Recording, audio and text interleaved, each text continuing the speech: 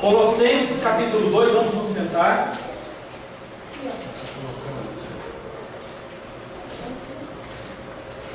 Colossenses capítulo 2. Nós estamos iniciando o estudo de Colossenses capítulo 2.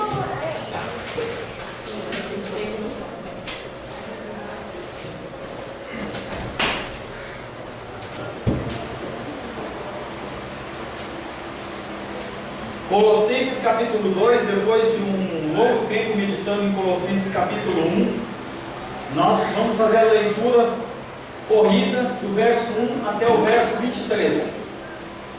Eu quero convidar as crianças a não usar o celular e sim usar a Bíblia. Use a Bíblia. Você use o celular quando você não tiver opção. Dentro da possibilidade, use a Bíblia, que você vai auxiliar você no manuseio da Bíblia. É que nem na matemática, quando você vai para a escola, antes de você usar a calculadora, você usa o lápis e a caneta e você aprende as operações básicas. Colossenses capítulo 2, verso 1 em diante. Assim diz a palavra de Deus: Gostaria, pois, que soubesseis quão grande luta venho mantendo por vós, pelos laodicenses, e por quantos não me viram face a face, para que o coração deles seja confortado e vinculado juntamente em amor, e eles tenham toda a riqueza da forte convicção do entendimento, para compreenderem plenamente o mistério de Deus, Cristo, em quem todos os tesouros da sabedoria e do conhecimento estão ocultos. Assim digo, para que ninguém vos engane com raciocínios falazes, pois, embora ausente quanto ao corpo, contudo, em espírito estou convosco, alegrando-me e verificando a vossa boa ordem e a firmeza da vossa fé em Cristo. Ora, como recebestes Cristo Jesus, o Senhor, assim andai nele radicados e edificados e confirmados na fé, tal como fostes instruídos, crescendo em ações de graças. Cuidado que ninguém vos venha enredar com sua filosofia e vãs sutilezas, conforme a tradição dos homens, conforme os rudimentos do mundo, e não segundo Cristo. Porquanto nele habita, corporalmente, toda a plenitude da divindade. Também nele estáis aperfeiçoados. Ele é o cabeça de todo o principado e potestade. Nele também fostes circuncidados, não por intermédio de mãos, mas no despojamento do corpo da carne, que é a circuncisão de Cristo, tendo sido sepultados juntamente com ele no batismo, no qual igualmente fostes ressuscitados mediante a fé no poder de Deus, que o ressuscitou dentre os mortos. E a vós outros, que estáveis mortos pelas vossas transgressões e pela incircuncisão da vossa carne, vos deu vida conjuntamente com ele, perdoando todos os nossos delitos, tendo cancelado o escrito de dívida que era contra nós, e que constava de ordenanças, o qual nos era prejudicial, removeu inteiramente, encravando-o na cruz, e despojando os principados e as potestades, publicamente os expôs ao desprezo, triunfando deles na cruz. Aleluia! Ninguém, pois, vos julgue por causa da comida e bebida, ou de dia de festa, ou lua nova, ou sábados, porque tudo isso tem sido sombra das coisas que haviam de vir, porém o corpo é de Cristo. Ninguém se faça árbitro contra vós outros, pretextando humildade e culto dos anjos, baseando-se em visões, enfatuados sem motivo algum na sua mente carnal, e não retendo a cabeça, da qual todo o corpo, suprido e bem vinculado por suas juntas e ligamentos, cresce o crescimento que procede de Deus. Se morresses com Cristo para os rudimentos do mundo, porque, como se vivesseis no mundo, vos sujeitais a ordenanças, não manuseis isto, não proves aquilo, não toques aquilo outro, segundo os preceitos e doutrinas dos homens, pois que todas essas coisas com uso se destroem. Tais coisas com efeito têm aparência de sabedoria, como culto de si mesmo e de falsa humildade, e de rigor ascético, todavia não tem valor algum contra a sensualidade. Palavra do Senhor, amém? Senhor, em nome de Jesus, te agradecemos, Pai querido, porque pudemos estudar até semana passada Colossenses capítulo 1, na qual nós podemos estar sendo edificados, nós podemos conhecer mais do Senhor, dos teus desígnios. Sabemos, Pai querido, que em Colossenses capítulo 2 não será diferente, mas nós continuamos necessitando do teu Espírito Santo. Eu necessito do teu Espírito Santo no intuito de transmitir uma palavra fiel, uma palavra, Senhor, proveniente do teu altar, não proveniente do meu coração, da minha vontade, do meu sentimento, de coisas que têm acontecido nos jornais, mas coisas, Pai querido, que estão no teu coração e devem e precisam ser transmitidos para os teus filhos e as tuas filhas. A eles dás um espírito ensinável, Senhor, para que nós possamos, Pai querido, juntos crescer em estatura e graça, em comunhão no Senhor. Em nome de Jesus. Amém. Amém. O título da palavra de hoje: sabedoria humana versus a sabedoria divina. Tem como você competir uma com a outra? Não deveria, mas é o que ocorre. Com os colossenses acontecia, com a igreja cristã também acontece, e sempre vai haver esse tipo de luta, porque os seres humanos, eles adoram trazer os seus próprias sabedorias, trazer os seus próprios conhecimentos e impor às pessoas essas coisas. E aí a pessoa, ela quer de uma maneira qualquer controlar, e uma das maneiras de controlar é através da sabedoria. E se você não tem conhecimento, se você não tem sabedoria divina, você é enredado pela sabedoria humana. Sabedoria humana que ela é patente nos cultos hoje, infelizmente. As pessoas fazendo cultos para o homem, cultos que levam as pessoas a serem direcionados a líderes, comunidades inteiras geradas não centralizadas, não em Deus, mas em um pastor, em um bispo, em um apóstolo, em que se aquele homem ou aquela mulher morrer, ninguém sabe o que vai acontecer com aquela igreja. As igrejas elas têm sido pautadas na sabedoria humana, mas nos é reivindicado, nos é cobrado a sabedoria divina. Primeiro versículo, Colossenses capítulo 2, verso 1. Nós vamos meditar no verso 1 e no verso 2. Verso 1: e quero que saibais qual é grande a luta que venho mantendo por vós e pelos de Laodiceia, e por tantos outros que não me conhecem pessoalmente. Aí você olha para mim e fala assim: pastor, parece a continuação do versículo 29 do capítulo 1. Com certeza é a continuação. O apóstolo Paulo não escreveu 4 capítulos, ele escreveu uma carta. E aí a gente acha que cada capítulo, ou cada espacinho, ou cada marcaçãozinha que a igreja, que a gráfica faz, negrito, é um novo tema. Não, o apóstolo Paulo está escrevendo uma carta para os colossenses e ele está dando continuidade a essa carta. Então é a continuação do verso 29 do capítulo 1. Sim, Paulo estava escrevendo uma carta, e não 4 capítulos. Mais uma vez, Paulo demonstra a sua afeição com eles. Ele mostra para aqueles homens e para aquelas mulheres que ele está contente com o seu crescimento, que ele está contente em poder estar ministrando a eles, e ele fala que ele se esforça, ele fala que ele se preocupa.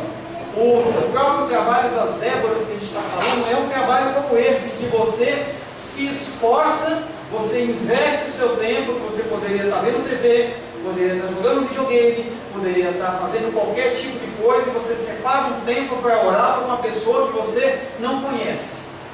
Não é uma pessoa que é o teu parente, não é uma pessoa que é sangue do seu sangue, mas é uma pessoa que merece ou precisa da salvação do Senhor. E o apóstolo Paulo sabe que quanto mais ele demonstra amor para as pessoas, ele sabe que no coração das pessoas que recebe é muito mais fácil receber os ensinamentos. Então, se você é uma pessoa que trata bem as outras pessoas, é uma pessoa que é atenciosa, é uma pessoa que é carinhosa, as pessoas elas vão receber aquilo que você está falando com maior facilidade. Então tenha um espírito manso. O Moisés era uma pessoa que foi considerada a pessoa mais mansa na terra. E daquela maneira, com a autoridade de Deus, ele guiou 3 milhões de pessoas no deserto. Eles olhavam para aquele homem, era um homem que não brigava, ele não era um homem que não gritava, ele não tinha palavras duras do seu coração com as pessoas, e as pessoas, quando o ouviam, elas ouviam a voz de Deus.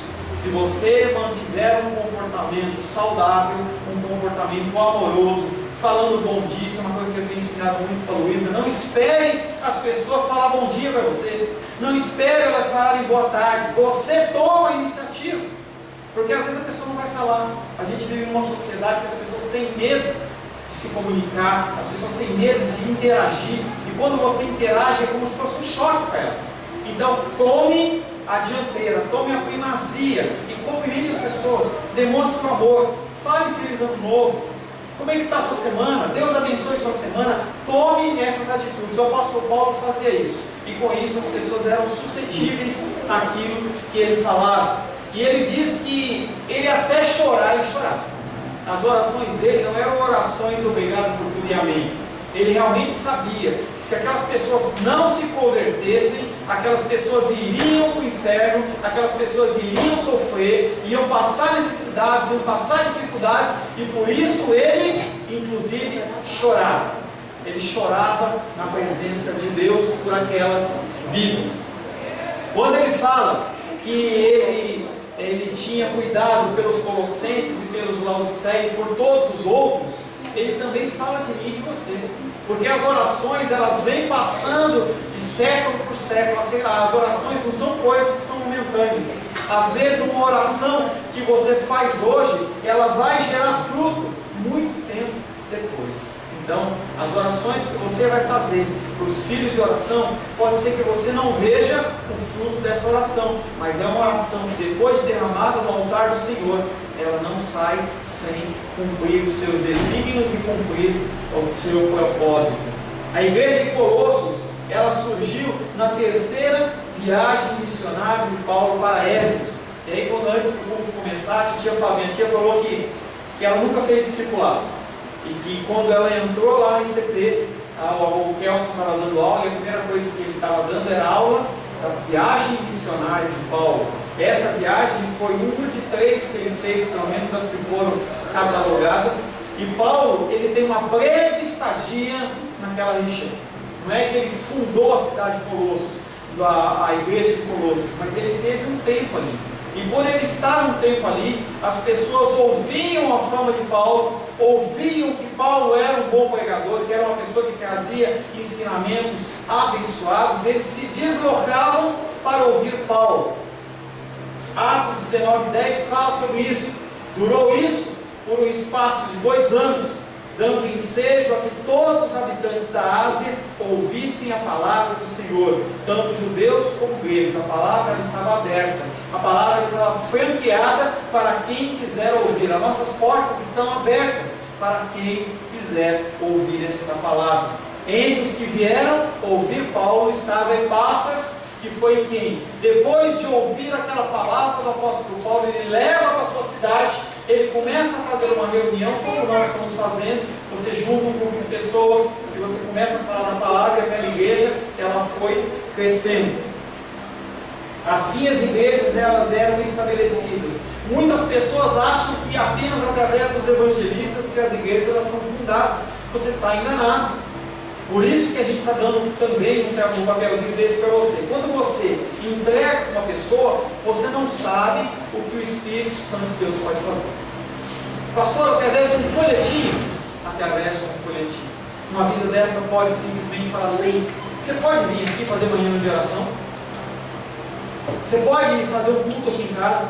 E aí a gente pode até começar um novo ponto de pregação, simplesmente porque você entregou um folhetinho para a pessoa. Eu tenho uma experiência que eu sempre conto, que ela é bem forte. Eu passo ser bem forte de uma época que eu fazia evangelismo, em que eu distribuía folhetinhos. Não sei se já contei essa história para vocês. E eu estava distribuindo aqueles folhetinhos: Jesus te ama, entregando para as pessoas. alguns vinham, outros jogavam fora. Aí um homem uma hora parou na minha frente e disse assim: esse Jesus aí eu não quero. Mas quando eu olhei na pastinha dele, estava aquelas pastinhas de plástico transparente, de elástico, e tinha uma Bíblia, e eu achei estranho aquilo. Eu falei: mas você tem uma Bíblia aí? Ele falou: pois é. Uma pessoa, ela falou de Jesus para mim e disse que ia me ensinar. Eu estou 1 hora aqui nessa estação de trem esperando essa pessoa, e essa pessoa não apareceu. Então esse Jesus aí eu quero. Porque se os representantes dele agem assim, como que ele como líder vai agir? E eu vou fazer o seguinte: eu vou aproveitar que eu estou aqui nessa estação. Você está vendo aquele fulano que está passando ali? Aquele fulano ali, todo dia ele tripudia de mim. Eu vou aproveitar e já vou matar esse cara, e vou resolver isso aí agora. E eu tentei convencer aquele homem de toda maneira, e nada. E aquele homem foi, daqui a pouco eu vi uma série de polícia rodando, sirenes, e eu falei assim: o homem matou o outro cara. Eu podia ter falado uma coisa a mais. Deu meia hora, contado no relógio, aquele homem apareceu. Eu falei: poxa, irmão, por que você fez isso?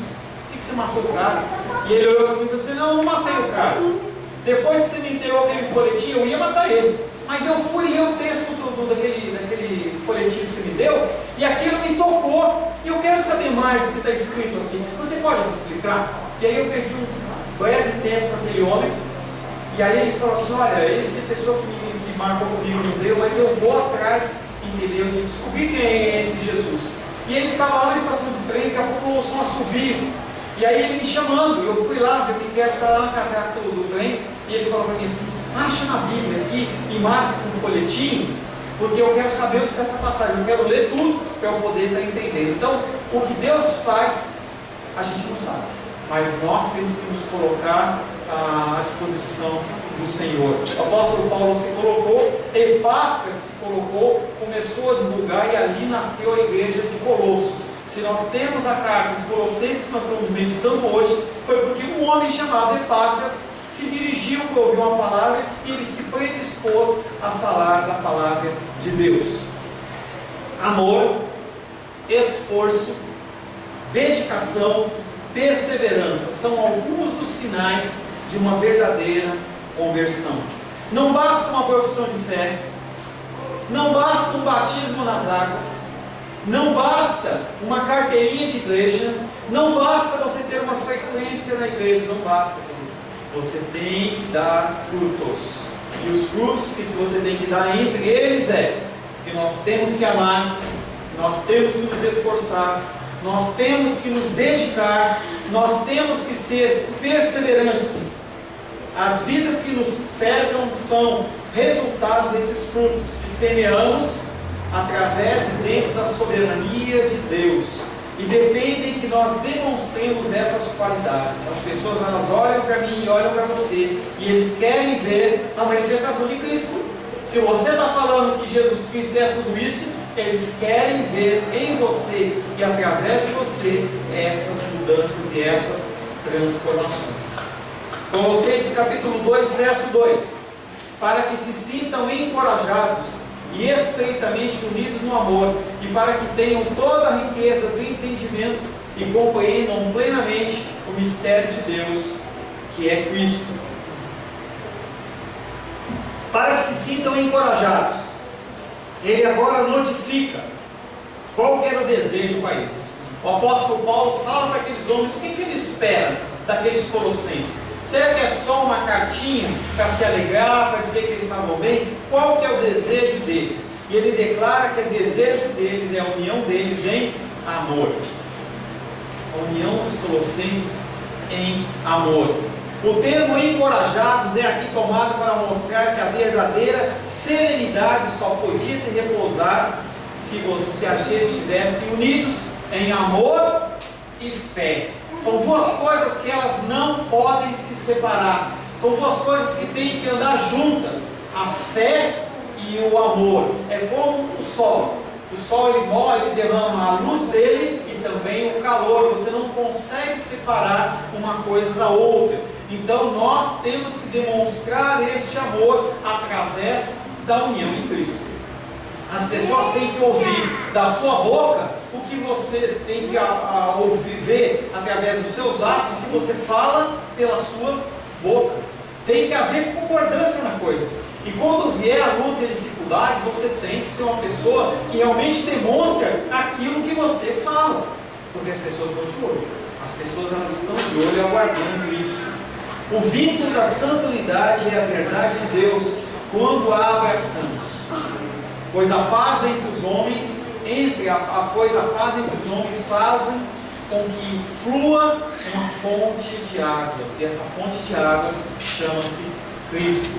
João 7,38 diz: quem crê em mim, como diz a Escritura, do seu interior fluirão rios de água viva. O mundo espera que essa água flua através de mim. O mundo espera que essa água flua através de você. Mas não pode ser uma água contaminada, não pode ser uma água que sai do teu coração, porque o teu coração é um coração pecaminoso, é um coração imundo. Mas ele tem que estar sendo transformado a partir da palavra do Senhor. Quem crê em mim, como diz a Escritura, fluirão rios de água viva. E aí ele espera que as pessoas sejam encorajados na riqueza do entendimento. Visto que muitos, contentando-se com uma leve degustação, nada têm senão um conhecimento confuso e superficial. As pessoas não querem se aprofundar no conhecimento de Deus. As pessoas elas querem aceitar Jesus como Salvador, passou pela porta, senta na graminha e está tudo bem. Eu não quero fazer uma escola dominical, eu não quero participar de estudo. No máximo eu vou num culto de domingo à noite e mais nada. Não pego a Bíblia durante a semana, não estudo, não quero ser exortado, eu não quero nada. E isso é o que acontece com a maioria dos cristãos. Se o nosso Brasil está hoje como ele está, é porque nós como cristãos, nós não nos posicionamos. Quando a gente olha em histórias de igreja, quando teve um grande avivamento na Inglaterra, as pessoas elas eram tão cristãs, o convertimento delas era tão real, em que as pessoas dos bares, você não precisava ir lá, os bares eles eram fechados, porque não tinha quem frequentasse. Os estádios de futebol eles eram fechados, porque ninguém ia assistir.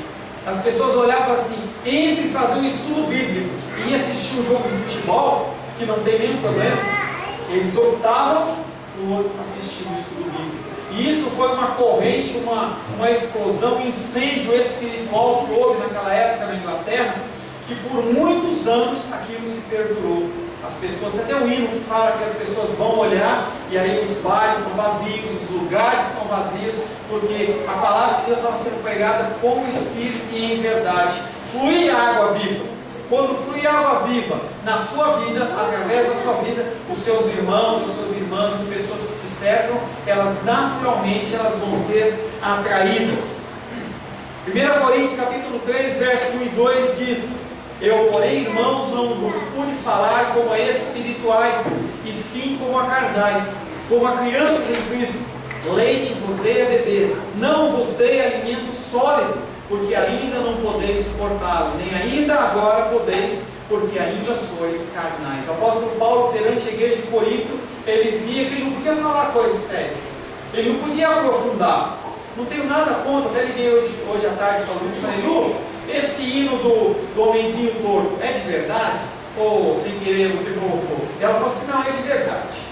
Tá? Mas as pessoas, os cristãos, eles estão somente vivendo nesse tipo de clima, entendeu? De musiquinhas, de palavrinhas bem light, bem tranquilas, nada de confronto, porque afinal de contas você vem para a igreja para ter o seu coraçãozinho confortado. O apóstolo Paulo, quando vai mandar a carta dele para Corinto, ele chama a atenção deles, fala assim: eu quero ensinar algumas coisas para vocês, eu quero ensinar os mistérios, eu quero ensinar coisas que são profundas na palavra de Deus, porque são tesouros.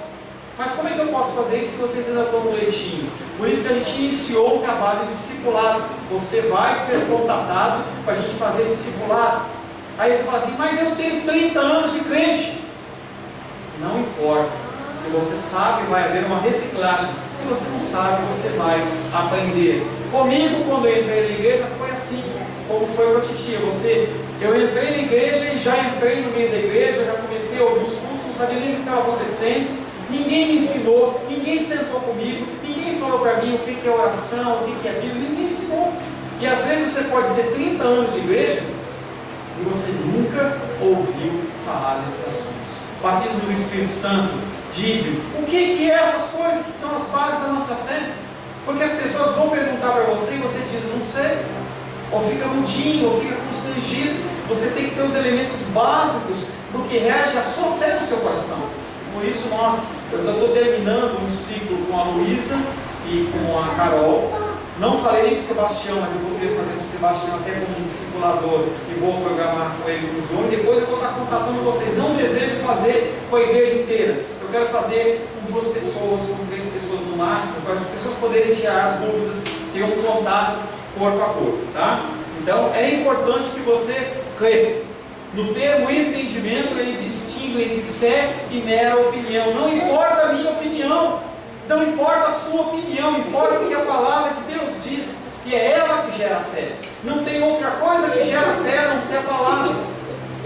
Não tem nada que possa gerar fé, um louvor, oração no monte, tudo que você possa imaginar não gera fé. O que gera fé é a palavra, é a leitura da palavra, estudo bíblico, porque é isso que fica gravado no teu coração no momento em que você está passando uma luta, está passando uma dificuldade. Pergunta para você, por que você duvida de Deus? Por que você duvida de Deus? No momento de luta, de dificuldade, não é no momento que você está tranquilo.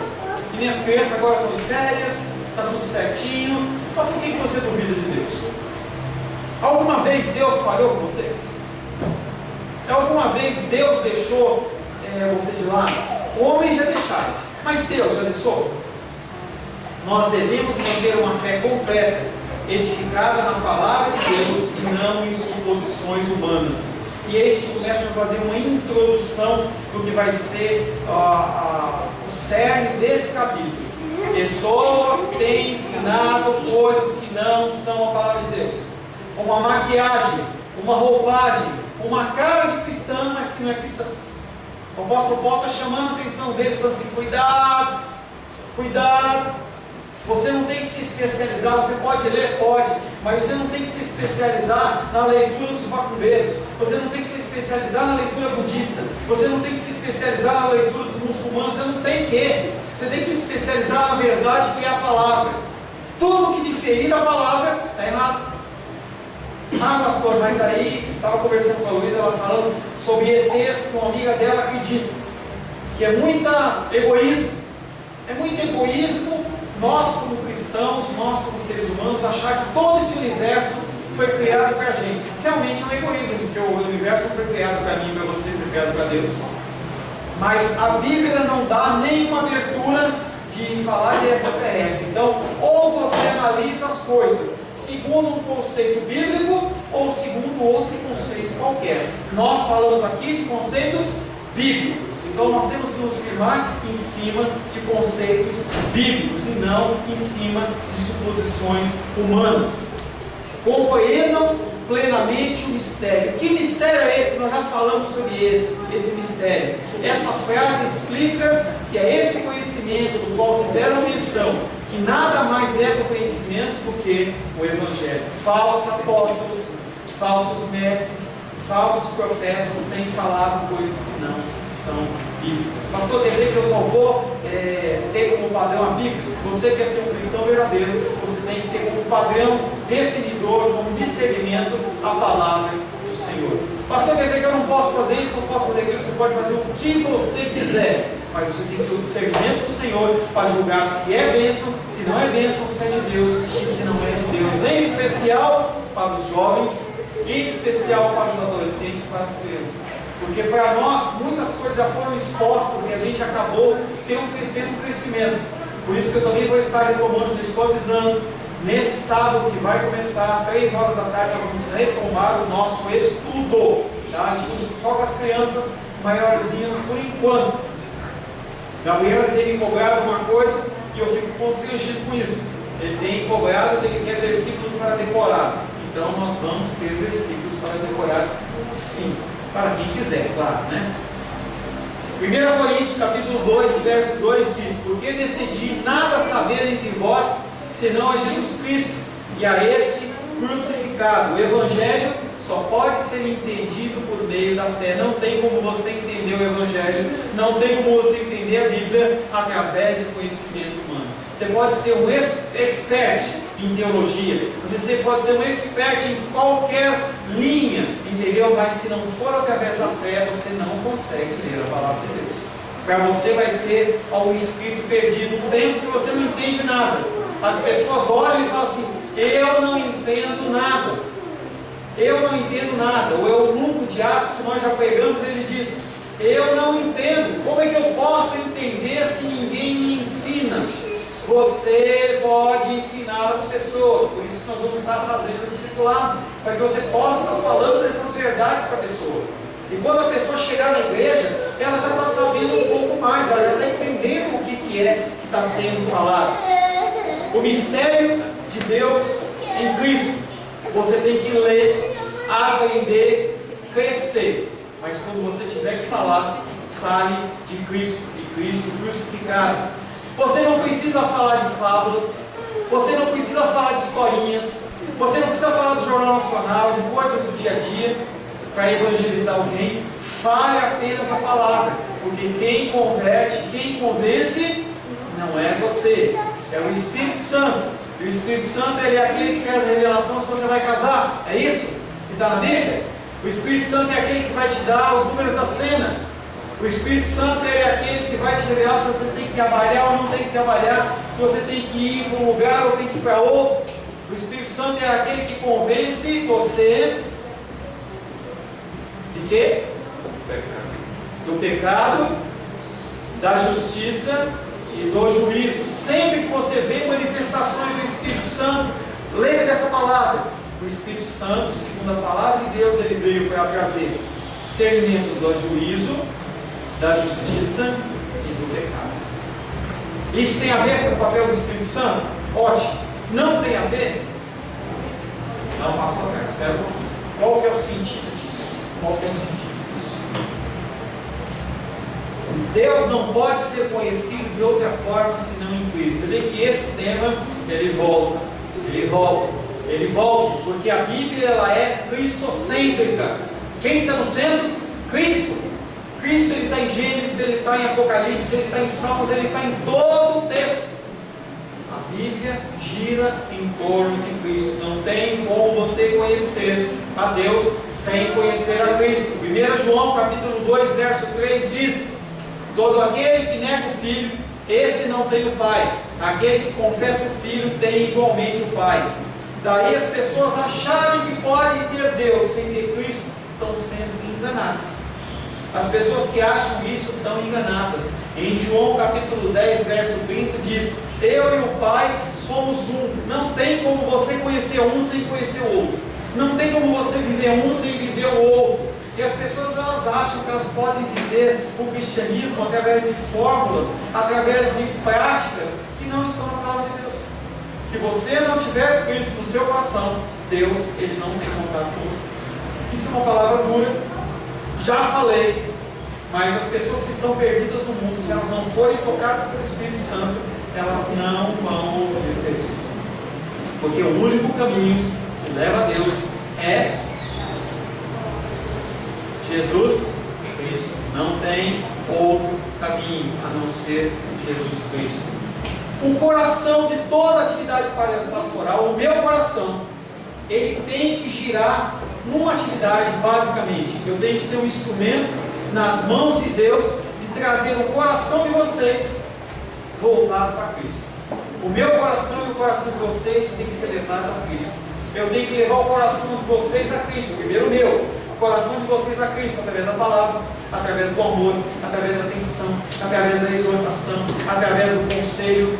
E é por isso, dessa maneira, que eu levo vocês a Cristo.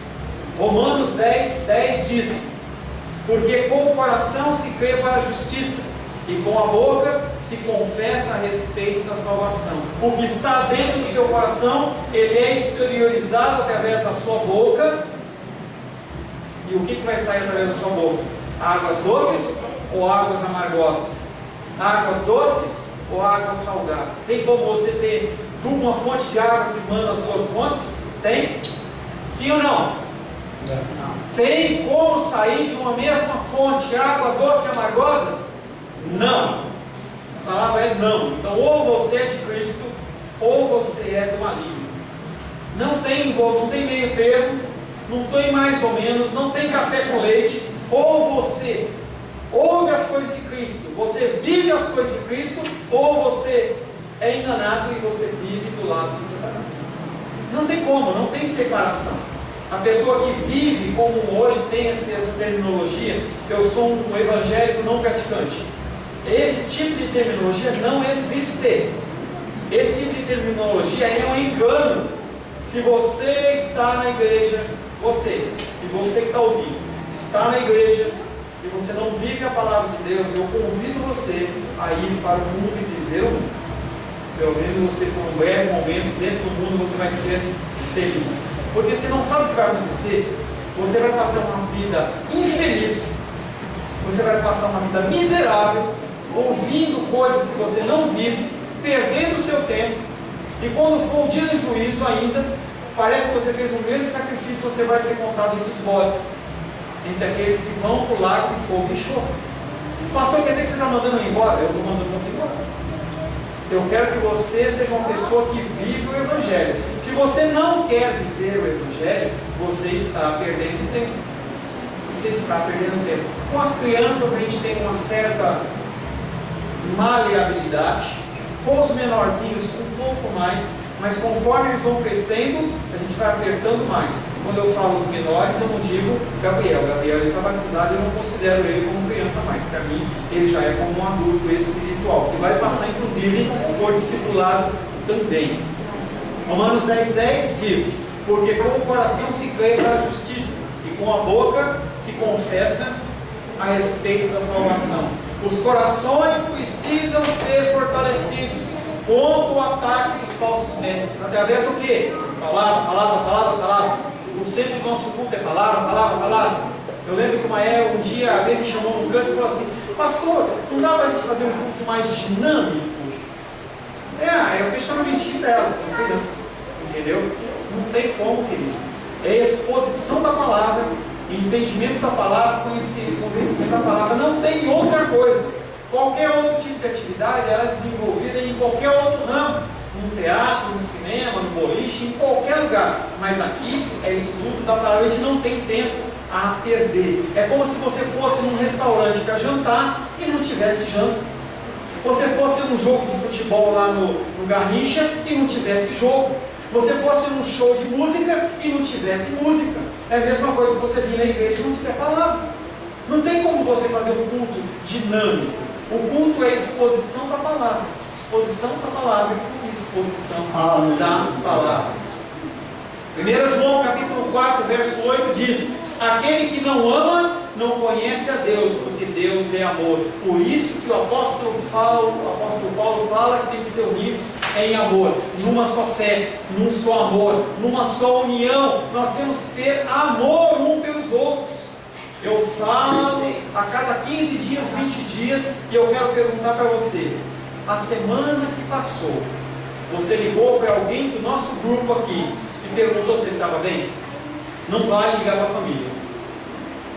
Alguém ligou para a Gilda? Alguém ligou para a Glenda? Alguém ligou para a Nauceia? Alguém ligou para o João? Alguém ligou para mim? Alguém ligou para o Gabriel? Isso chama-se demonstração de amor. Nós temos que ligar um para o outro. Pastor, não tem o telefone. Você vai e pede uma listinha de telefone. Nós vamos fazer uma listinha de telefone. Nós vamos estar fazendo uma listinha de aniversário e você não vai ter mais essa desculpa. É uma coisa que eu quero que você desenvolva, porque hoje a gente tem um grupo de 20 pessoas. Se com 20 pessoas a gente não se ama, como é que a gente vai se amar com 100? Como é que a gente vai amar com mais pessoas? Eu quero desafiar você em 2005, 2015 a ligar para as pessoas. Não fica com medo. Pastor, eu vou ligar para a Carol e ela vai falar que eu estou precisando, que ela está precisando disso. O que eu vou fazer? Fala de Deus para ela. Ah, Naldinha nasceu no lar evangélico, o que eu vou falar para ela? Fala que ela é uma ovelhinha de Jesus, que ela é uma pessoa legal, que a ama. Só isso, não precisa ficar horas, não precisa incomodar as pessoas. Apenas ligue para a pessoa e demonstre o amor. Mais nada, mais nada. Aquele que não ama, não conhece a Deus, pois Deus é amor. E eu acabo dizendo para você que se você não demonstrar amor, você não tem Deus no seu coração. Tá? Entenda o que eu estou falando. Quando os crentes são unidos em amor e são confrontados com o ensino de erros e mentiras, que orem unidos. Essa semana minha tia falou comigo, eu ainda não tive tempo para meditar em relação a isso, e ela viu um pastor da igreja adventista falando algo que não bate com o que nós falamos. E aí eu vou estudar e vou falar para ela. Vou explicar dentro do que a palavra de Deus, o que a palavra de Deus está dizendo. Se ela vai acreditar, se ela não vai acreditar, não tenho como dizer, mas eu tenho como expor o que biblicamente está sendo falado. Se nós não nos unirmos, se nós não vivermos em união e em amor e pudermos tirar as nossas dúvidas uns com os outros, para que a gente está reunido? Qual que é o motivo? Qual que é o fundamento? Os seres humanos não precisam e não devem buscar nenhuma outra fonte de sabedoria no sentido divino e bíblico a não ser a palavra de Deus. Ela é suficiente. Nem homem, nem anjo, nem qualquer outra criatura não tem nada a oferecer que não possa ser encontrado em essência incomparavelmente superior na palavra de Deus. Nada. A sabedoria que vem do alto, ela é divina. Mateus capítulo 13, verso 44 diz o seguinte: o reino dos céus é semelhante a um tesouro oculto no campo, o qual certo homem, tendo achado, escondeu, e transbordante de alegria, vai, vende tudo que tem e compra aquele campo. Será que o teu cristianismo está nesse pé? Será que você que declara que Jesus é lindo e maravilhoso, você realmente está disposto a largar tudo para conhecer mais esse Deus? Porque o Mateus está falando que o reino dos céus é semelhante a um tesouro que está oculto. Esse tesouro é Cristo. E esse tesouro ele foi encontrado por você. Ele se fez ser encontrado por você. O que você tem feito com esse tesouro? Você tem deixado ele de lado? Você tem priorizado outras coisas? O que você tem feito? Em Cristo, todos esses tesouros estão guardados. Assim, venham e descubram e se enriqueçam por intermédio deles. Jesus, como divino, ele é onisciente. E isso tem que ser um grande conforto para mim, um grande conforto para você. Deus, como Jesus Cristo, como Deus, ele sabe de todas as coisas. Ele contempla todos os seus caminhos. Ele contempla todas as suas dificuldades. Algumas delas ele vai abreviar, outras ele não vai abreviar. Não vai abreviar. E eu tive uma discussão essa semana, no finalzinho da semana, com uma pessoa na internet, porque ele disse que Jesus Cristo, ele é aquele que existe para satisfazer todas as minhas necessidades. Que coisa linda e maravilhosa. Seria lindo e maravilhoso se fosse verdade, mas não é verdade. Jesus Cristo não é o gênio da lâmpada.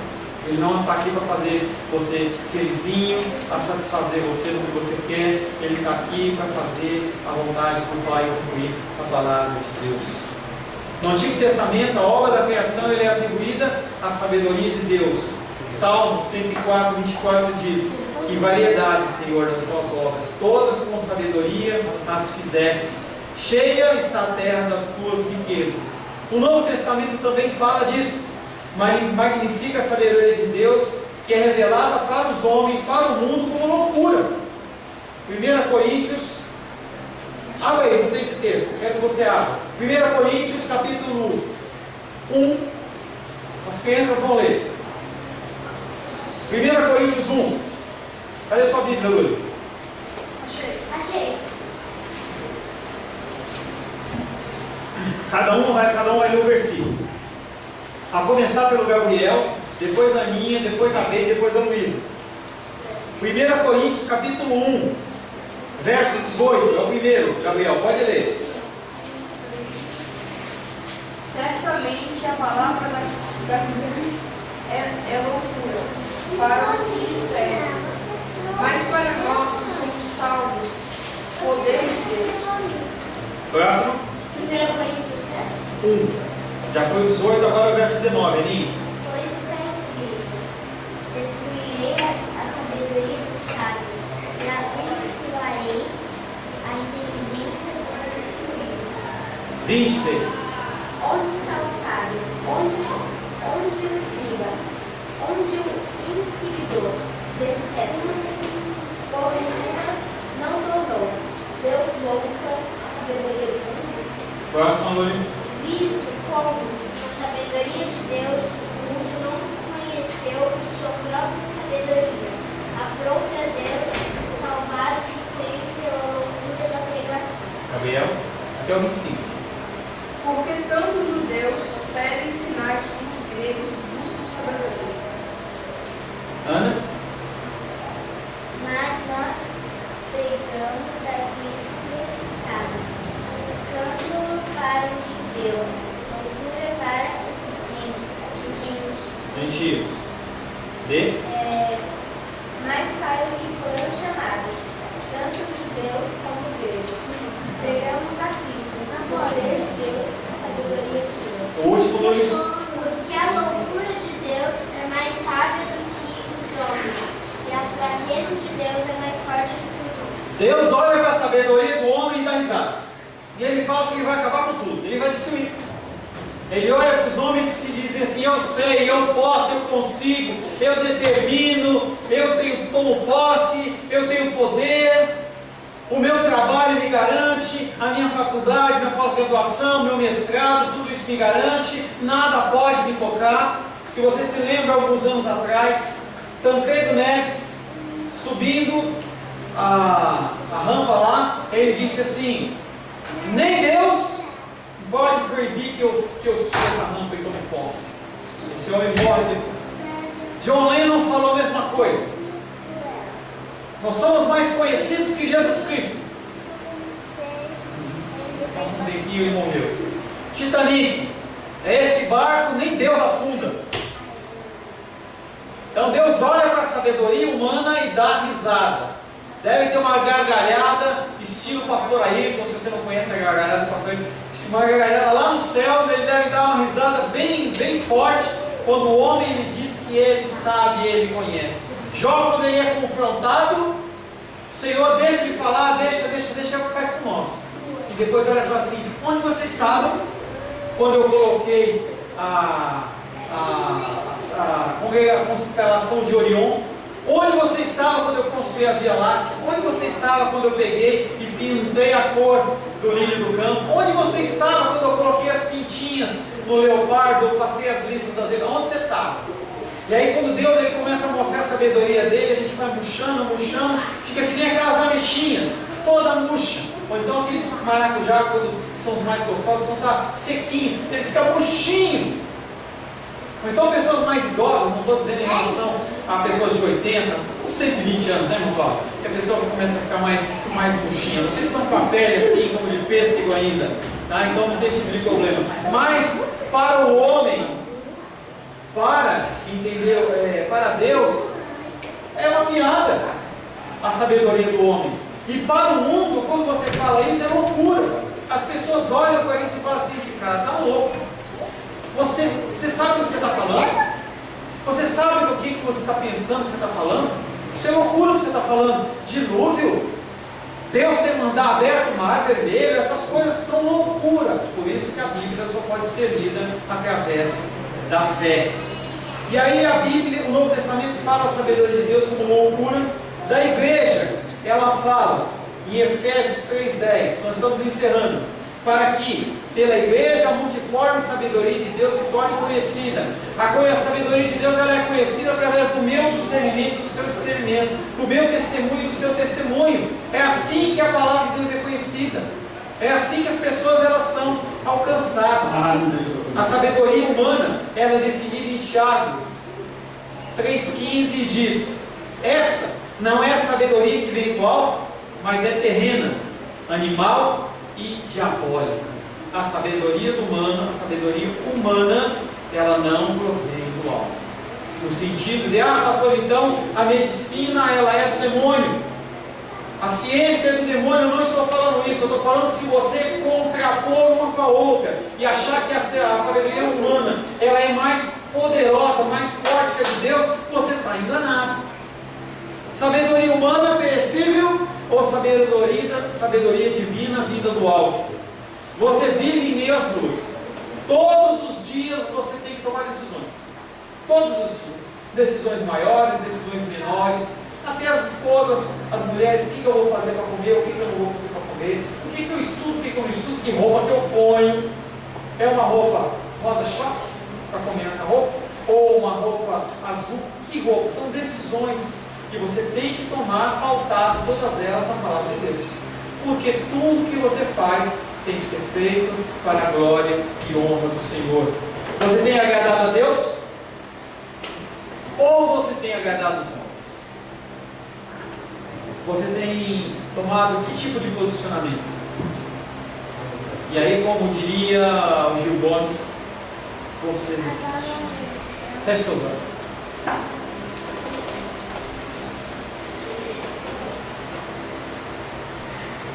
Senhor Deus, nós, Pai querido, temos vivido em meio à sabedoria humana, em meio à sabedoria divina. Todos os dias nós somos levados a tomar decisões. Todos os dias nós somos levados, Pai, a nos posicionarmos. Nós conhecemos ou não conhecemos esse Deus? Nós temos esse Deus como um Deus que nós ouvimos, nós o conhecemos apenas de ouvir falar, ou com Ele andar? Nós temos reivindicado a salvação dos nossos familiares, dos nossos amigos, das pessoas que nos servem. Nós reivindicamos, Pai querido, que as pessoas das nossas famílias que estão desviadas voltem aos seus caminhos. Nós temos reivindicado paz sobre a terra, mas quanto nós temos vivido? Quanto nós temos testemunhado? Quanto, Pai querido, nós temos sido exemplo? Nós temos nos apropriado da nossa sabedoria? Nós temos nos apropriado das nossas decisões, do nosso conhecimento, da nossa faculdade, dos nossos cursos, ou nós, Pai, temos nos apropriado da Tua vontade? A partir da Tua vontade, Pai, nós podemos tomar decisões boas, decisões abençoadas, decisões que gerarão frutos, sim, Pai. Por isso nós queremos nesta semana pedir ao Senhor que o Senhor nos dê graça, que o Senhor nos dê, Pai querido, a força de buscar a Tua face, a força, Pai querido, de nos debruçarmos no estudo verdadeiro da palavra, que os nossos ouvidos estejam abertos à voz do Teu Espírito, e que nós possamos cada dia crescer em graça, crescer em amor, crescer em perseverança, e que nós possamos olhar aquilo mais para o nosso próximo, em detrimento dos nossos desejos, das nossas vontades. É o que nós pedimos em nome de Jesus. Amém.